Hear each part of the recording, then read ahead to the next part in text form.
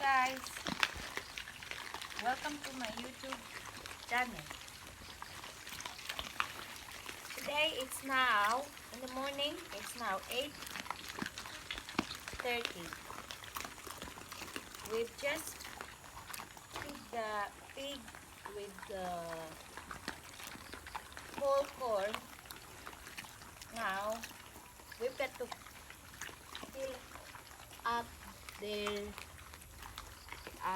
back in here at my back, and then we've got to wait until the mother will gonna have feeding time with the piglets. So we can watch and we can learn. This one is Corona's mother. This one, Corona the pig. Okay.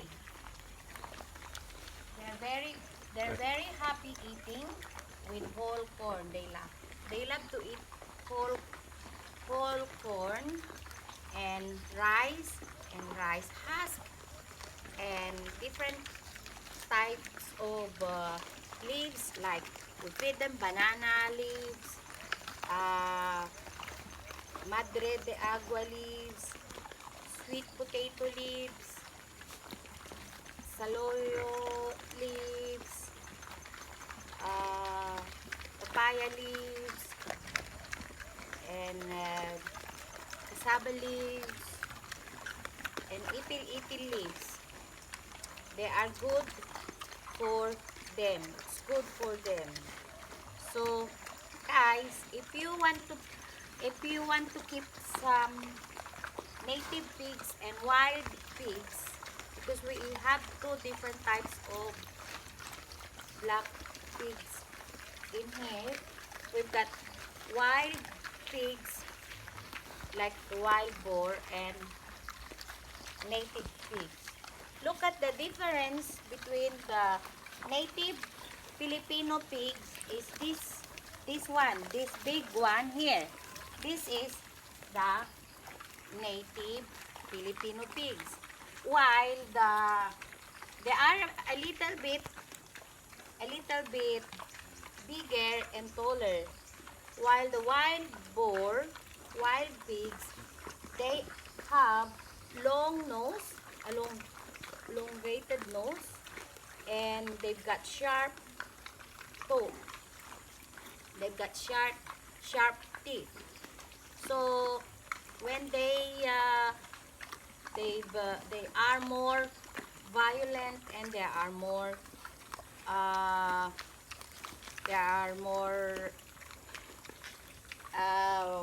wide. So we're keeping our pigs in free range like this. The difference between the white pigs and the black pigs are especially if you keep them in a big space, they can have exercise. They've got better meat. They've got less fat, and they can exercise. So you can see the difference when you eat the meat. So it's you also free from illnesses, because fats it's bad for your health. It's better quality meat, and it's better for your health as well. So it's much better to keep free range pigs. It's good for you. Okay? So we wait up to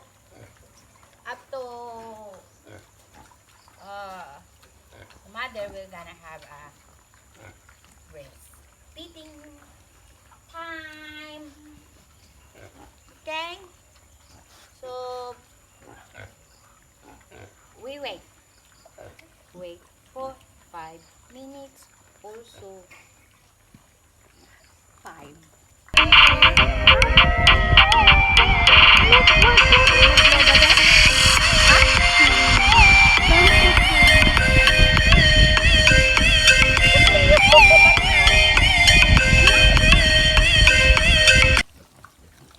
guys, this is the moment to throw.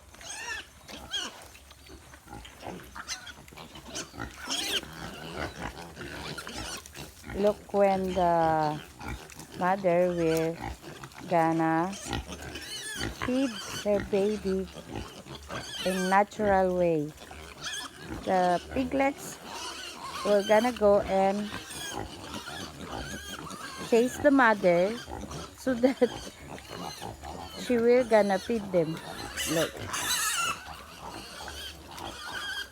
like this one. See?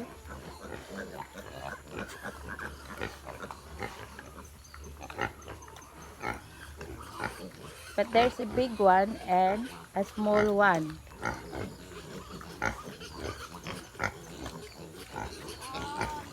Because these other two big ones, the mother doesn't want to feed them, so she's feeding them. This one got only one baby, the small one. Look.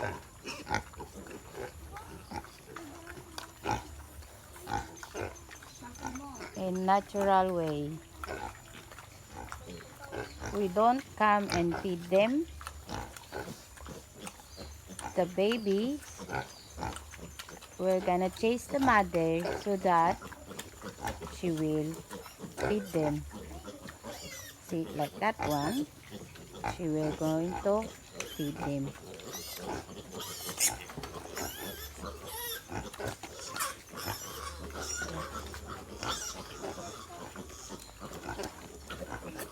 Look. This is so funny because there's a small one in here and two big ones. They are not brother or sister. They're not.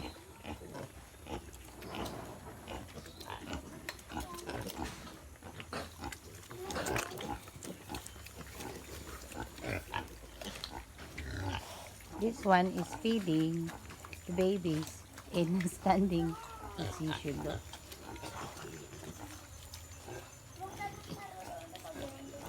Look.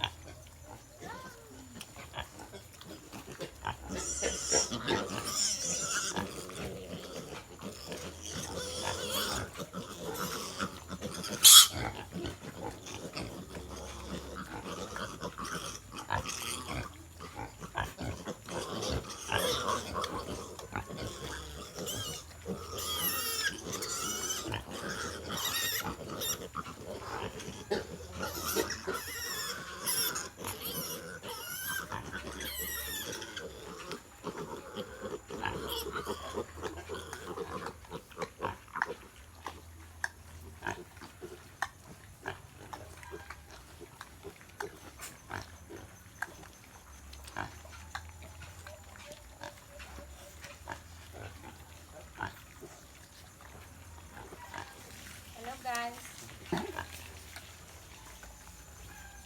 This is how the mother feed the babies. Look. They feed them in natural way. We don't come and feed them by hands, and we don't come and force the mother to come and feed them. It's very natural.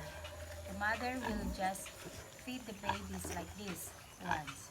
This mother got about 1, 2, 3, 4 babies. So I hope you enjoy watching my video, and please click subscribe to my channel. Okay? See you again in my next video. Bye! Have a great day!